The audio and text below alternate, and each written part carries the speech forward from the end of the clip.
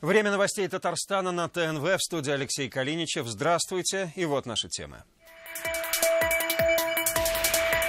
Птицефабрика в карантине. Кого не пускаем? Внутренний транспорт отключен. Столько поголовья кур унесет птичий грипп. У Альбины Минибаевой. Садоводы дома и рассада тоже. До конца этой недели ожидать тепла не очень приходится. Когда наступит тепло? Выяснила Адель Кламить. Странное происходящее. Здесь это либо провокация, либо откровенный бит. Что случилось на акции «Бессмертный полк», выяснял Дмитрий Аринин. Нам любые дороги дороги. Люди уж недовольны всегда. Что сделаешь? Нам-то надо по графику успевать. О темпах дорожного ремонта в Казани. Альбина Сагараева.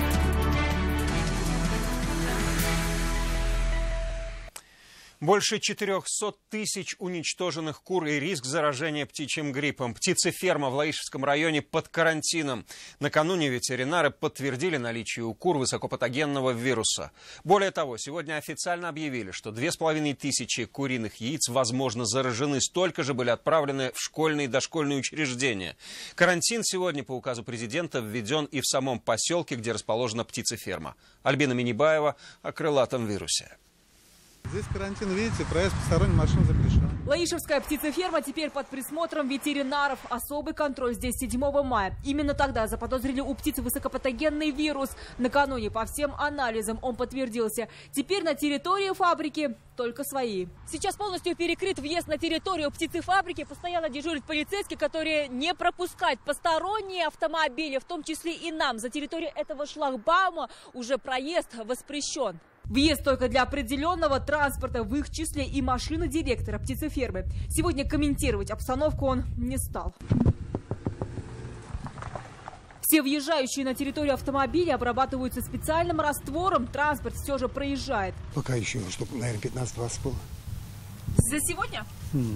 В Кабмине сегодня объявили, что все поголовье птиц на ферме будет уничтожено, а это больше 400 тысяч особей. Кроме того, сейчас в лаборатории Россельхознадзора исследуют куриную продукцию, которую должны были выложить на прилавки. Но 214 тысяч яиц в мае уже были поставлены в детские сады и школы. Их проверяют. Но зараженные куриные яйца могут быть в любом холодильнике. Больше 250 тысяч проданы супермаркетам. Если вы купили деревенку, эту продукцию обязательно нужно проверять.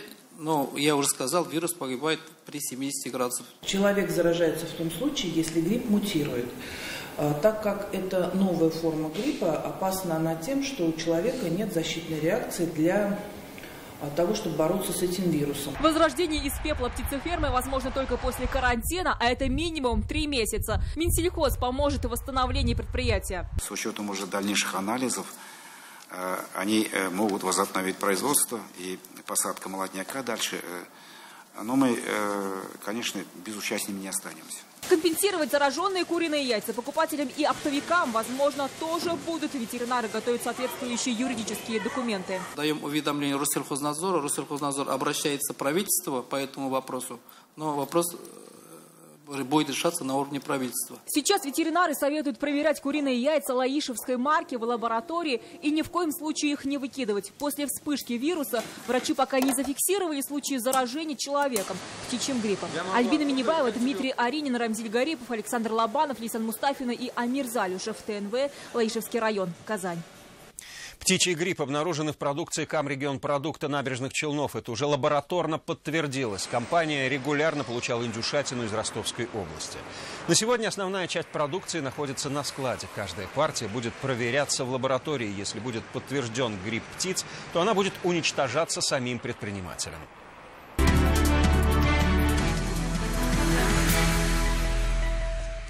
Рустам Минниханов сегодня в Заказани оценил ход посевной. Он облетел поля Арского, Балтасинского и Кукмарского районов. В ходе беседы с аграриями Рустам Минниханов высоко оценил темпы посевных работ, отметив, что Кукмарский район традиционно входит в число лидеров по развитию сельского хозяйства в республике. Весенне-полевые работы в Татарстане планируют завершить к 20 мая.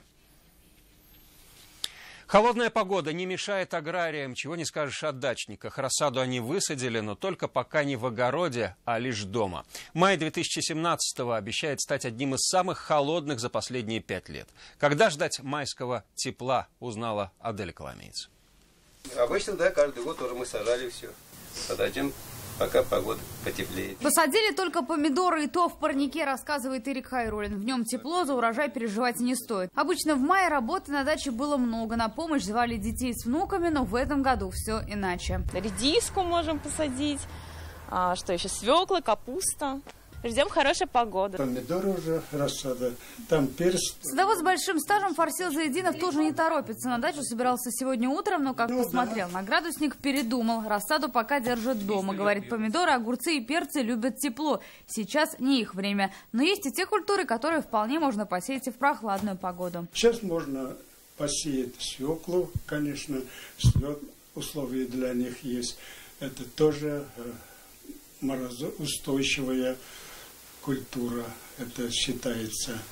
Ну, конечно, это чеснок, если не посеяли, осенью сейчас можно посадить его чеснок. И лук, конечно. Совсем не майские холода не радуют и агрономов. В некоторых больницах вынуждены были вновь включить тепло. В Москве его, кстати, сегодня дали и в квартирах. Теплых деньков ждут многие, а метеорологи обещают их не скоро. Наверху ложбина холода находится над нами. Температурный фон градусов на 4-5 ниже нормы. Обусловлено это вторжением северных воздушных масс в тылу циклона. По прогнозам Гидрометцентра Республики, в ближайшие дни столбики термометров покажут от 10 до 12 градусов, и лишь в воскресенье температура прогреется до плюс 15. А вот такие вот по-настоящему майские теплые деньки стоит ожидать только в конце месяца.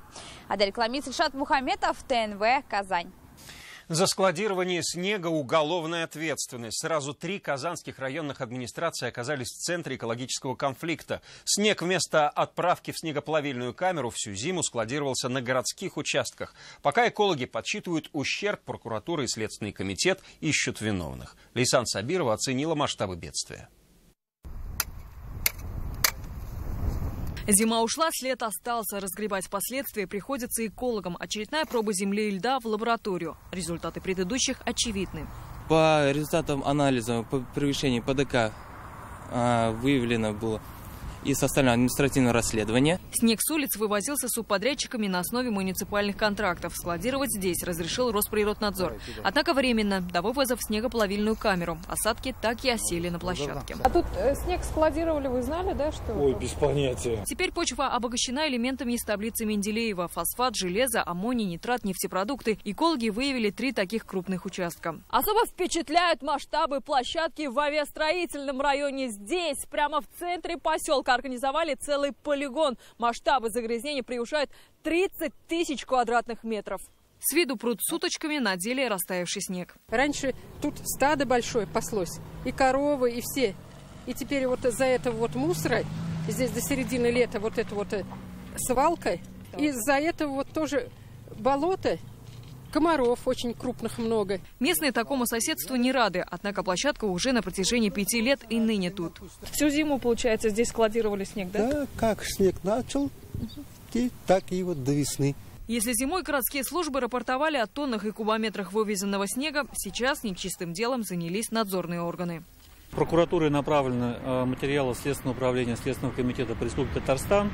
По результатам проверки возбуждено 3 уголовных дела по части 1 247 Уголовного кодекса Российской Федерации. В настоящее время организованы еще дополнительные проверки в отношении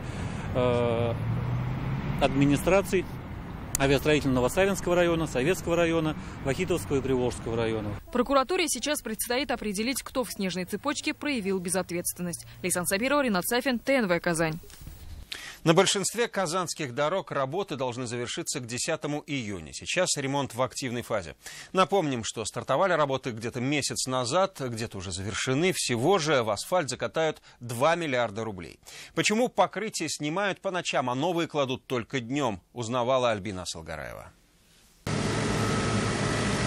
Участок дороги между улицами Короленко и Ибрагимова меняют дорожное покрытие. 10 единиц техники и 20 человек. Работы должны завершить к 10 июня. Но класть новый слой асфальта рабочие могут только днем, а потому создают неудобства для водителей. Но по-другому никак, погода, говорят, не позволяет. Укладка асфальта производится при температуре плюс 5. А ночью в данный момент у нас температура ночью составляет 2 градуса плюс 3. Поэтому в связи с этим производится днем укладка. Волгодорстрой одновременно ведет работы на 4 участках города. Идут, утверждают, по графику. Не отстают и другие подрядчики. Всего в текущем году отремонтируют 33 улицы. Общая площадь более 1 миллиона километров. Программа ремонта сверстана с учетом мнения горожан, но всем угодить не удалось. Дорога была хорошая. Вместо того, чтобы строить хорошие дороги, они просто поменяли асфальт. На Тевской мне показалось чуть-чуть подольше. Там пару дней, по-моему, задержали. Ну, а так достаточно оперативно, мне кажется. Хороший, я думаю, что будет, но проблема с выездом, заездом, вот.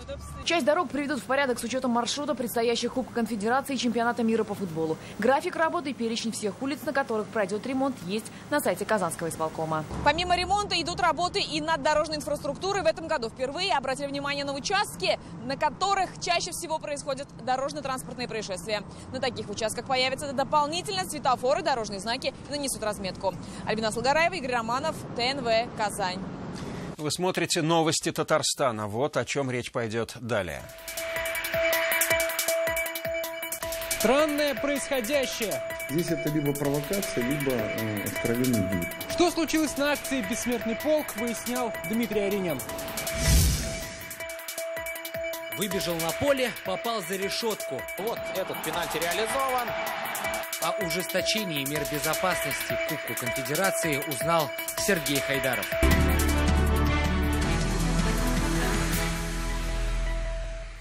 Сегодня президент Татарстана представил нового руководителя госалкогольинспекции Татарстана. Игоря Марченко сменил на посту Жаудат Ахмедханов, экс-глава МВД по Карачаево-Черкесии. Напомним, 3 мая глава госалкогольинспекции республики был уволен по собственному желанию. Соответствующее постановление подписал премьер-министр Татарстана Алексей Песошин. Жители Мамадыша встретили праздник Великой Победы в своих новых квартирах. В рамках программы «Арендное жилье» новоселье отпраздновали сразу 15 семей. Для них сданы 4 дома. Вместе с ними новые дома оценила и Альбина Асалгараева. Зайдете, может, посмотрели, все обставлено мебелью. Из районного центра в большой современный город. Все это стало возможно для Мамадыша благодаря национальному проекту «Доступное и комфортное жилье гражданам России». За последние 6 лет в городе построено 53 многоквартирных дома. Еще 4 находятся на стадии строительства. Свои ключи от новых квартир из рук главы Мамадышского района сегодня получили 15 семей. Это постоянно, ведь уже можно жить всю жизнь. Когда уже, допустим, если они построили свой дом, они оставляют эту квартиру и, значит, переезжают в свой дом. Поэтому это очень удобная программа. Первыми в очереди на арендное жилье оказались местные жители, занятые в производстве, а также сотрудники бюджетных организаций. Среди них Сергей Телешев. Он работал на сыродельном маслодельном комбинате. До этого няня и супруга проживали на съемной квартире. Узнав об арендном жилье, сразу решились на участие в программе. Помещаемся всей семьей практически и за столом, и что-то можно готовить свободно. В общем, нам очень-очень понравилось. Даже детская площадка прямо под окнами. Да. Самым приятным сюрпризом для новосел стало то, что квартиры полностью оснащены качественной мебелью и бытовой техникой. Площадь каждого из 4 домов 307 квадратных метров. Под окнами зеленый газон и удобные тротуары для прогулок. Детишкам здесь точно скучать не придется. Площадка во дворе оборудована всевозможными каруселями и горками. Мне нравятся карусели, потому что они быстрые, мне нравится кататься. Программа арендного жилья продолжит радовать мамадышцев. Строится еще 4 дома по улице Школьная в совхозе Мамадышский. Первые 2 30-квартирных дома планируют сдать до 1 августа текущего года. Альбина Асалгараева, Сергей Хайдаров, Айгуль Ахмедшинов, Аиль Шейхудинов, Лилия Латфулина, ТНВ, Мамадышский район. Куда пойти учиться? Этим вопросом озадачены родители будущих первоклассников из Нижнекамска. Дело в том, что новый дом по улице Табеева оказался, по их словам, не закреплен ни за одним образовательным учреждением, при том, что школа поблизости есть, но детей туда не оформляют. Что делать в таком случае, разбиралась в школьном вопросе Светлана Звонарева. Остался 1,5 месяца, можно сказать. Если документы сейчас там не возьмут, потом боимся, что там места не будет. 1 сентября в семье Хазиевых сын должен пойти в 1 класс. А вот пойдет ли – большой вопрос. Приказ о закреплении домов за образовательными учреждениями был утвержден еще в феврале. Но, как выяснилось, 23-й дом по улице Табеева в документе не числится. Дом заселили уже в декабре в прошлом году. То есть, когда приказ создавался, дом уже был заселен. Почему он в списке не вошел, вообще непонятно. Они что, не предполагали, что тут маленькие дети могут быть, будущие первоклассники? Дом на Табеева не единственный из затерявшихся. В 47-м микрорайоне с декабря месяца были заселены еще 3 дома, которых в списке на закрепление тоже нет. Мы, говорит, не можем вас зачислить, потому что вот на основании приказа только. Так как вашего дома нет и по нему информации нет, мы просто, говорит, не имеем права, нас за это накажут. Законно ли такое обоснование со стороны школы и что делать в подобном случае, нам прокомментировали в городском управлении образования. Постановление номер 58 от 2017 года, там 47-й микрорайон, где расположен дом 23 по улице Табеева, закреплен за 2 школами, за 32-й гимназией и за 28-й школой. В связи с тем, что у нас дома сдаются в течение всего года, а постановление издается раз в год, чтобы в течение года каждый раз его не менять, мы закрепляем микрорайоны. И если у родителей возникают вопросы с администрацией школы при зачислении, они могут к нам обратиться с вопросом. Так как микрорайон 47 закреплен, можно вопрос решить еще до 1 июля. И добавили, всем родителям школьников нужно знать, что даже новый дом принадлежит к определенному микрорайону, и согласно постановлению он автоматически закреплен за учебным заведением. Если в школе заявления не принимают, обращаться нужно с жалобой в управление образования. Светлана Звонарева, Анастасия Попова, Ренат Харасов, ТНВ Нижнекамск. 500 тысяч человек вышли по всей республике на празднование 9 мая. Безопасность обеспечивали 5 тысяч сотрудников полиции. В местах массового пребывания людей дежурили бригады скорой помощи. По количеству участников «Бессмертный полк» стал рекордным в этом году.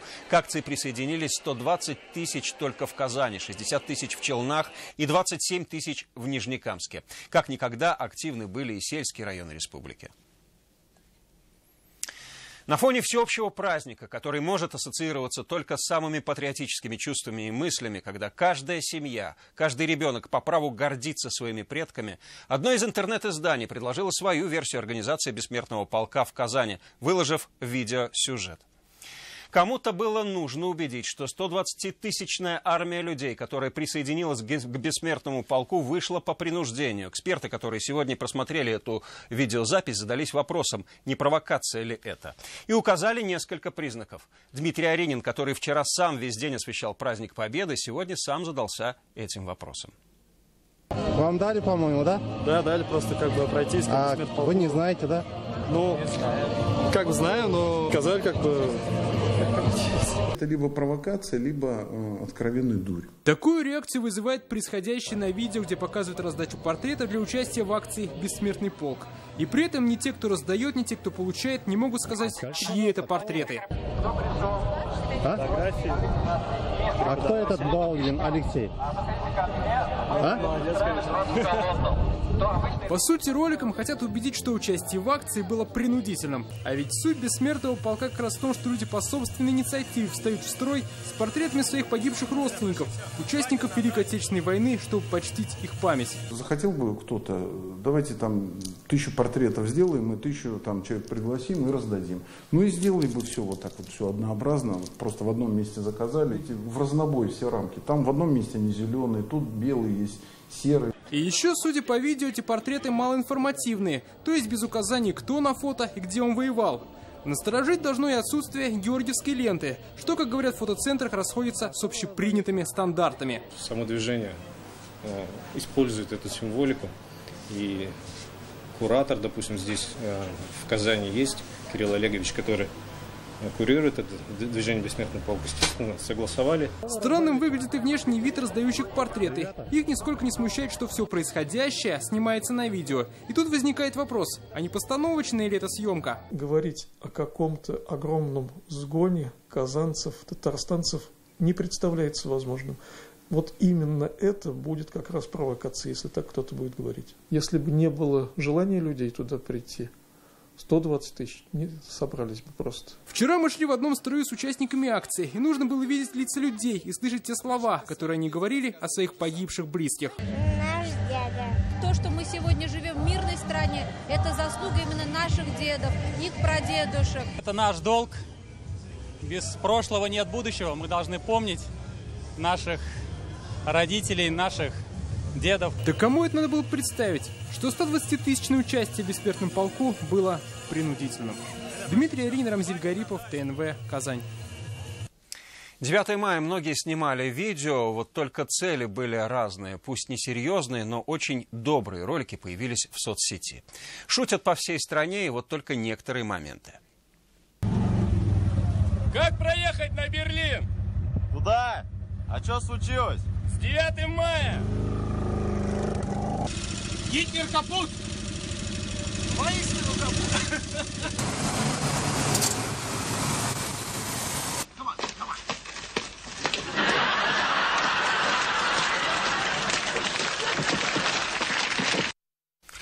Меры жестче, безопасность выше. Владимир Путин ужесточил требования к безопасности городов Мундиаля. Одним лишь паспортом болельщика в России не ограничится. О том, что же запретят делать на футболе, узнал Сергей Хайдаров. Вот так горячо и даже опасно для жизни бывает на футболе. Это раз за разом доказывают футбольные фанаты. Некоторым из них моральной поддержки мало. Они рвутся на поле и даже забивают голы. Вот этот пенальти реализован. Да, таких выступлений мы еще не видали. Несмотря на точность удара, пользу любимому клубу этот болельщик точно не принес. В преддверии Кубка Конфедерации бороться с нарушителями будет закон. А нерадивых фанатов на стадион даже не пустят. Это возможно благодаря паспорту болельщика. Получить его может каждый, предварительно оставив заявку на официальном сайте ФИФА. Центры выдачи документа находятся по улицам Баумана и Читаева. Отработать систему поможет тестовый матч. Прошу всех наших любителей футбола, любителей спорта, просто жителей Татарстана, я не говорю только о Казани, 17 мая, по крайней мере, вообще совершенно бесплатно, при этом совершенно бесплатно получив паспорт болельщика, прийти поболеть за нашу любимую команду «Рубин», который будет встречаться с ЦСКА. Сейчас, согласно указу президента России, болельщикам, которые выбегают на поле, грозит штраф 20 тысяч рублей или даже арест. Также будет ограничено движение автобусов и даже лодок. Вне турнира запретят алкоголь в стеклянной таре и митинги рядом со спортивными сооружениями. Сергей Хайдаров, Александр Лобанов, ТНВ «Казань». Эфир продолжит программа «Вызов-112». 3 человека погибли в страшной аварии в Нижнекамском районе. Все подробности через несколько минут. Далее в выпуске о спорте и о погоде. До встречи в 21:30.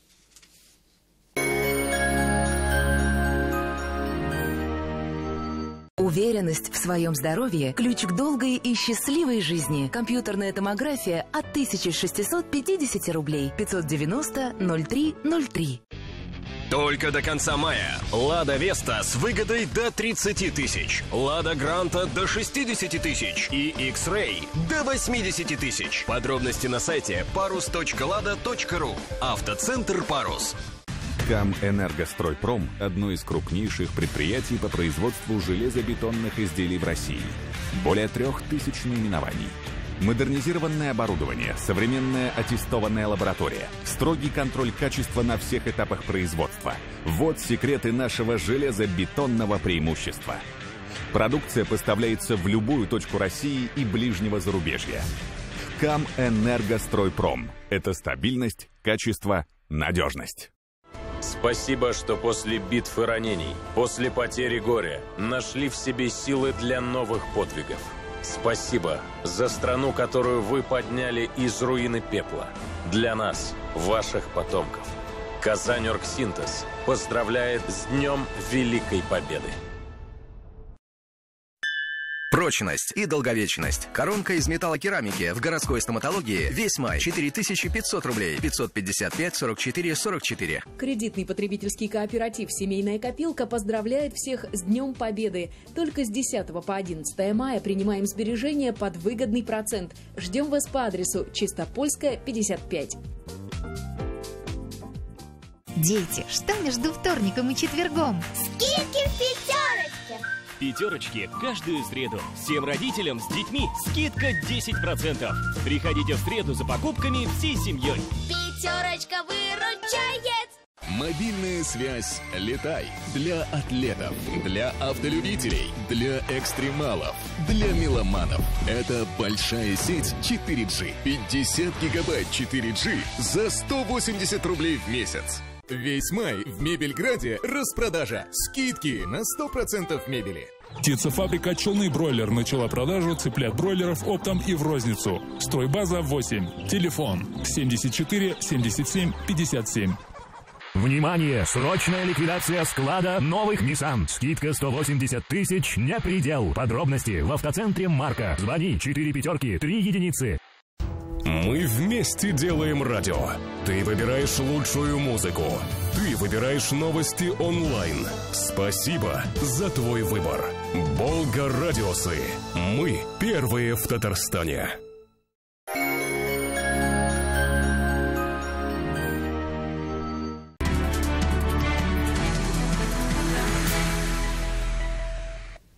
Добрый вечер. Время новостей спорта на ТНВ, в студии Алмаз Гафиятов.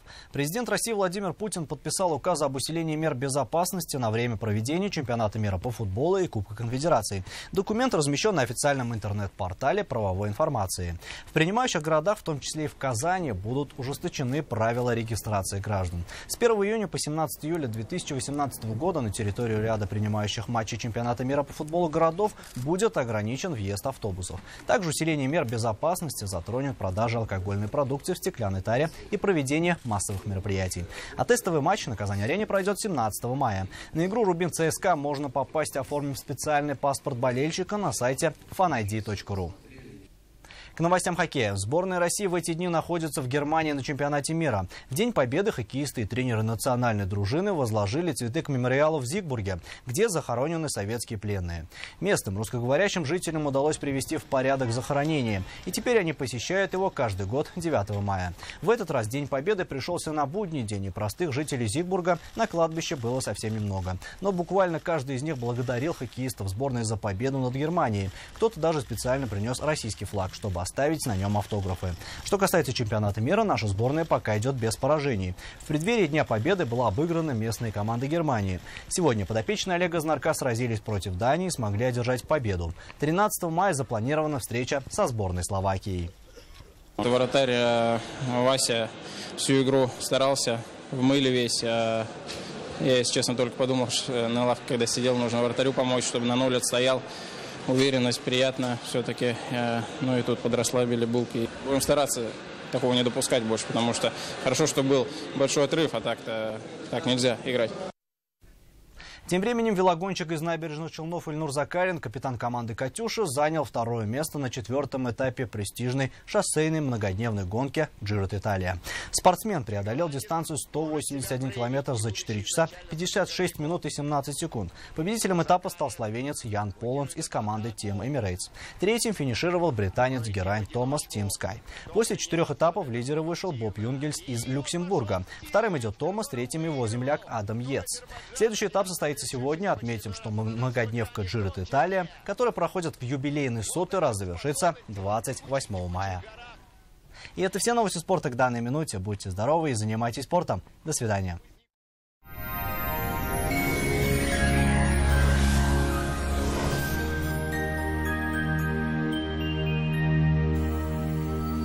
Здравствуйте! Вы смотрите прогноз погоды на ТНВ. Спонсор выпуска — изготовитель корпусной мебели на заказ Данил Мастер. Настало время низких цен. Задумались о кухне, хотите быстро, качественно и недорого? Звоните в Данил Мастер. Закажите кухню сейчас и получите сушилку и мойку в подарок.